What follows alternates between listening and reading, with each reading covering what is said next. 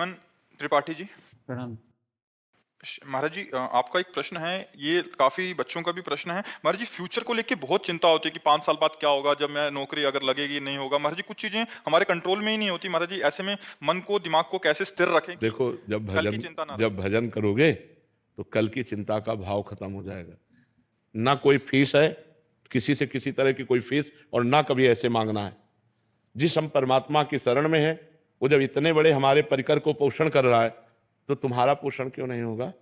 तुम कल के लिए चिंतित क्यों हो? क्योंकि तुम्हें परमात्मा का आश्रय नहीं स्वीकृत है, तुमने भगवान को अपना मालिक नहीं माना।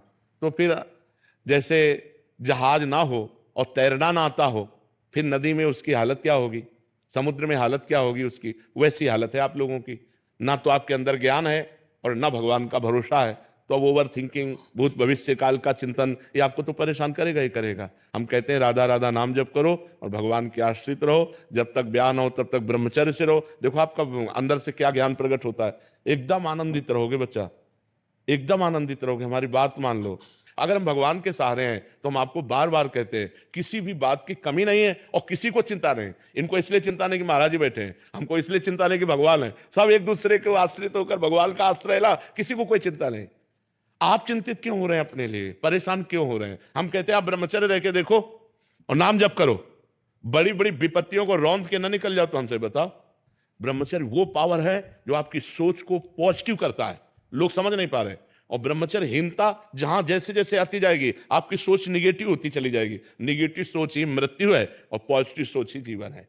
अगर हमारा पॉजिटिव चिंतन है तो हम बहुत आनंदित रहेंगे दुख में भी, अगर निगेटिव चिंतन है तो सब सुविधाएं हैं लेकिन हम परेशान रहेंगे।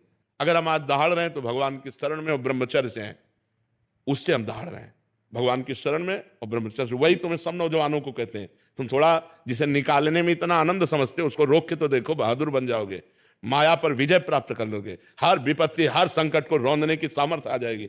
धर्म से चलो, पवित्र आचरण करो, क्यों भविष्य की चिंता करते हो? वर्तमान को संभालो। वर्तमान सही है तो तुम्हारा भूत भी पवित्र हो जाएगा और भविष्य भी मंगलमय हो जाएगा। वर्तमान गलत हो गया, भूत भविष्य की चिंता में मिनट को खो दिया।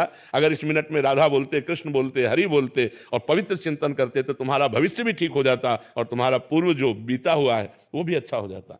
इसलिए नाम जप करो और ब्रह्मचर्य, ब्रह्मचर्य की तरफ कोई देख ही नहीं रहा, कोई नहीं देख रहा, बस जीवन का सुख समझ रहा ब्रह्मचर्य को नष्ट करना। नए नए बच्चे समझ रहे हैं जितना ब्रह्मचर्य को नष्ट कर लो उतने सुख भोग लो, ये तुम्हारे जीवन का नाश है। ब्रह्मचारी रहो, जब परिपक्व ब्रह्मचर्य हो जाए 20-22 के बाद, जब ब्याह हो, फिर गृहस्थी में आप संयोग करो, कुछ नहीं बिगड़ सकता। ब्रह्मचर्य नष्ट कर, 12-12 वर्ष के बच्चे जैसे ब्रह्मचर्य नष्ट कर रहे हैं, अब ये 22-24 तक पहुंचते पहुंचते ये सब फ्यूज हो जाएंगे। इनके अंदर सामर्थ्य ही नहीं रहेगी कि वो गृहस्थी के लायक रहे। हमारी बात को लिख ले, कागज में लिख ले, चाहे दिमाग में लिख ले। अगर धर्म से चलोगे तो तुम कम से कम संसारिकता का भी तो निर्वाह कर पाओगे, नहीं तो संसारिकता का निर्वाह नहीं कर पाओगे। अरे नए बच्चे तो ऐसे टमाटर जैसे रखे होने चाहिए गाल और चेहरा।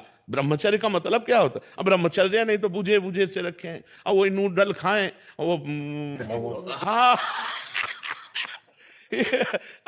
हाँ 1 लीटर 1.5 लीटर मठा पी के 4 मोटी रोटी खाकर दंड बैठक मार के किसान आदमी जो है मेहनत, अब ये मोमोज फोमोज खाकर अब भोजन सही नहीं है, आचरण सही नहीं है, तो विचार कहां से पवित्र और सही आ जाएंगे? ये कभी आनंदित होते हो?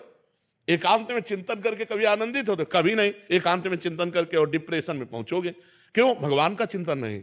जब हम एकांत में होते, अपने प्रभु से होते, तो हृदय में आनंद की उफान आती है, आनंद की उफान। अब जब आप एकांत होते हैं तो आप गहरी चिंतन करते हैं भूत भविष्य का, गहरा चिंतन करते हैं धन का, गहरा चिंतन करते हैं क्या होगा, तो आप परेशान हो जाते हैं। अगर वर्तमान में भगवान का चिंतन, तो जैसे पूरी सृष्टि भगवान चला रहे हैं ऐसे आपको चलाएंगे। आप देखो तो भगवान के भरोसे तो होके देखो, कितना आनंद है, कितना मंगल है। खूब नाम जप करो, चरित्र पवित्र रखो, फिर आनंद हो जाएगा।